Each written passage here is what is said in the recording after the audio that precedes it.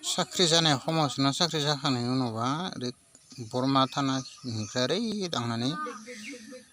देवघर क'क्राझार देवघर ओरै ओमफ्राय मा होनो इयो कोदोमतलाखि ओरै ओंखारना क'क्राझार अफिसाव हाबहैनाय खालामगोन गोदान मिनिस्टार बा अफिसार जानायखौ ना थांसिन आरो ग्रोब ग्रोब ओरैनो ओमफ्राय साख्रिखौ आरो माबा केसनि थ्रयैनो खालामना नांसिगोन खिन्थु ग्रोब ग्रोबना स्टेयैनो माने अखमनि दालालफोरा अफिसारफोरा फैसाखौ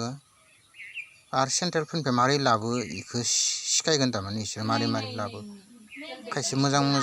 माने दालालफोरासो खोन्थायो नामा खायसे आरो खोन्थानो नागिरथारा नामा बेखौ सिखायनो नागिरथारा 99 फैसाखौ मारै बख'यो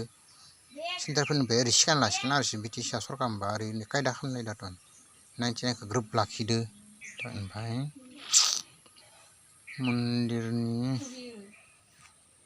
मन्दिरनि मालिकआ माने इडुकेसन गन्ना इडुकेसन प्रब्लेम खालामनाय दरसो रायजोनि ओमफ्राय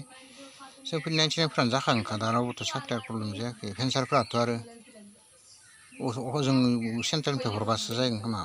आरो जोंनिया साख्रिया जाखानाय पेन्सन ओमफ्राय साख्रिया जाखांनायनि उनाव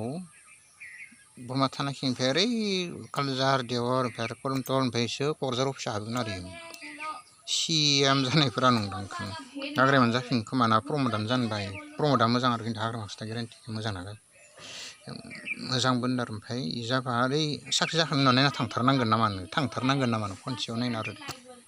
गारि नायना थांगोन आरो साख्रि जाखांनायनि उनाव जोंफोरनि 90आनो जागोन खोमा होमबा जानाय सिगां नंदां जायाबाबो थांथारनांगोन नामा आरो बिदिनो खोनादों 40 बोसोर सिगां रायज्लायनायखौ खोनासंदां गथ' खमा 2 बोसोर 3 बोसोर 4 बोसोर खानैसो आरो गिदिर सेन्ट्रेलफोरनियाव थाफागोन नामा अफिसारफोर आरो एसे गारि सिङाव थानानै नायलांगोन ओमफ्राय ओइबो हांगा जादों ओइबो हांगा होनना गथ'फोर खोन्थागोन आरो जोंफोरखौ होमबासो